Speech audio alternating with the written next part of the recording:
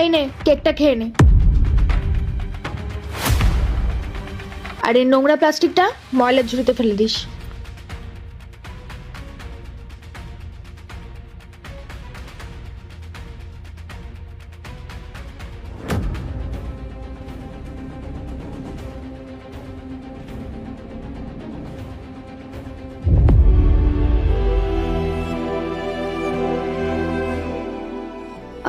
খাওয়া হয়ে গেলে কিন্তু মনে করে এই নোংরা প্লাস্টিকটা ফেলে দিবি।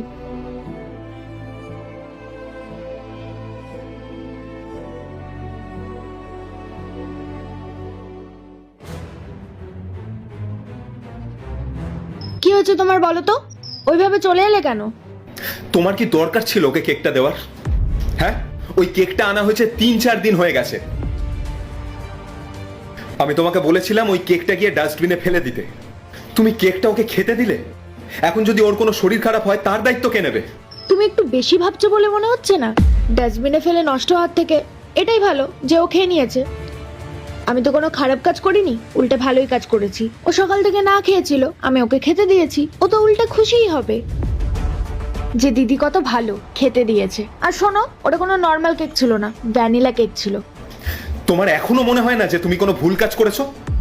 ও গরিব বলে তুমি ওকে যা ইচ্ছে খেতে দেবে। এখন যদি ওর কোনো শরীর খারাপ হয় তাহলে তো ওকেই ভুগতে হবে। শোনো, ওদের না কিছু হবে না, ওদের এসবের অভ্যাস আছে। আমাদের মতো মানুষদের তো ওইসব খেলে একটুতেই শরীর খারাপ হয়ে যায়। কিন্তু ওরা যাই খাক না কেন, কিচ্ছু হবে না। বেকার বেকার তুমি এত চিন্তা করছো, ওদের কিছু হয় না।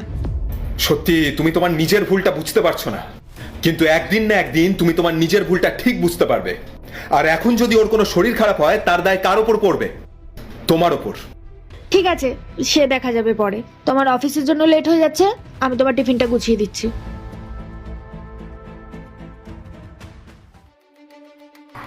যে হারে গরম পড়ছে তাতে সবসময় হালকা খাবার খাওয়ার চেষ্টা করবেন। বাসি খাবার সবসময় এড়িয়ে চলবেন এবং শিশু ও গরিবদের বাসি খাবার কখনোই দেবেন না। এতে ফুড পয়জনিং হতে পারে এবং তার ফলে শরীর খারাপ হতে পারে।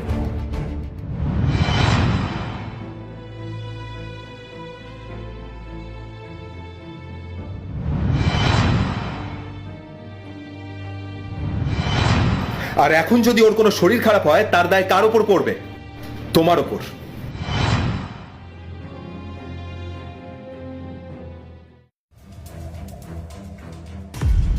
কি ব্যাপার, আজ তুই এসছিস?